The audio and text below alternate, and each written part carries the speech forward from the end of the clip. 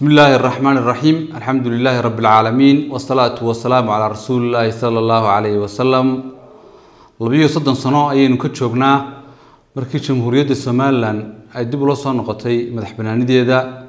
Ilaahay baa mahadle inagu simay dawlad wanaag horumar dhaqaale Ilaahay baan ugu mahadnaqaynaa mar labaadka waxaan jecelahay inaan halkan tahniyad uga diro shacabka Soomaaliland guud iyo dibadba aan iraahdo nabad ku damaashada caafimaad ku damaashada cizi ku dabaaldega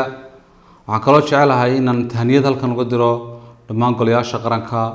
oo u horeeyay madaxweynaha Jamhuuriyadda Soomaaliland golaha baarlamaanka si gaar ah munaasabadan darteed waxaan iyagana halkan tahniyad u marinayaa ciidamada qaranka soo majeestayaasha u heelan samata bixinta shacabka Jamhuuriyadda Soomaaliland abaalkiina ma gudi karno Ilaahay ha idin karaameeyo qiimo weyn ayaa agteeda ku leedihiin runtiina dawladnimo iyo dimuqraadiyad iyo doorashooyin iyo nabadgelyo toona ma tisqaadeen haddii aydan idinku dhaxanta u jiifin qaranka haddii aydan xuduudaha difaacayn Ilaahay subhanahu wa ta'ala wanaag ha idinku abaalmariyo ayaan iyagana leeyahay waxaan kaloo si gaar ah iyagana munaasabadan 18 May awgeed halkan tahniyad u marinayaa shaqaalaha hay'adda dhowrista tayada qaranka Soomaaliland ee ku kala suman gobolada dalka inta marka laga tago reer Soomaaliland 18 May ama 18 May waa maalin aad iyo aad muhiim inoogu ah waa maalin ay tahay inaynu weyneyno waa maalin ay tahay inaynu isu soo baxno waa maalin ay tahay inaynu ilaashano nabadgelyadeena jiritaankeena wanaageena dawladnimadeena sida ka warqabtaan dareeno ayaa jira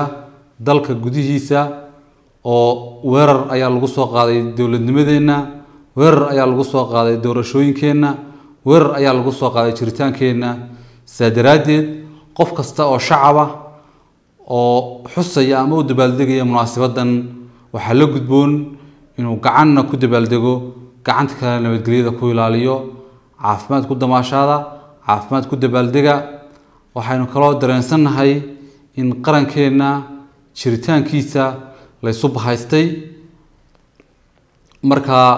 waxa dawladda dadweynaha la gudboon in amniga iyo xasiloonida dalka aad iyo aad la isaga xilsaaro rabshadaha ka dhacaya ama ka soconaya gobolka Sool Ilaahay subhanahu wa ta'ala waxaanu baryaynaa in Ilaahay walaalaheena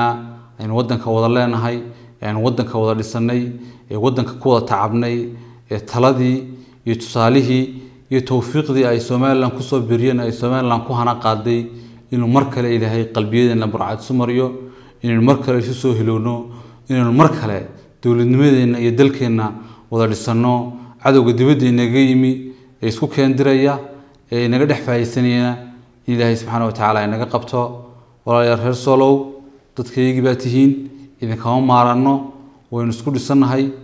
waynu isnahay dad ehelabaynahay inay abtigi baynahay ee mar kale aynu ka shaqeyno sidii aynu dib u curasho dawladeed iyo dalkeena wada dhisan lahayn wassalaamu calaykum waraxmatullaahi wabarakaatuh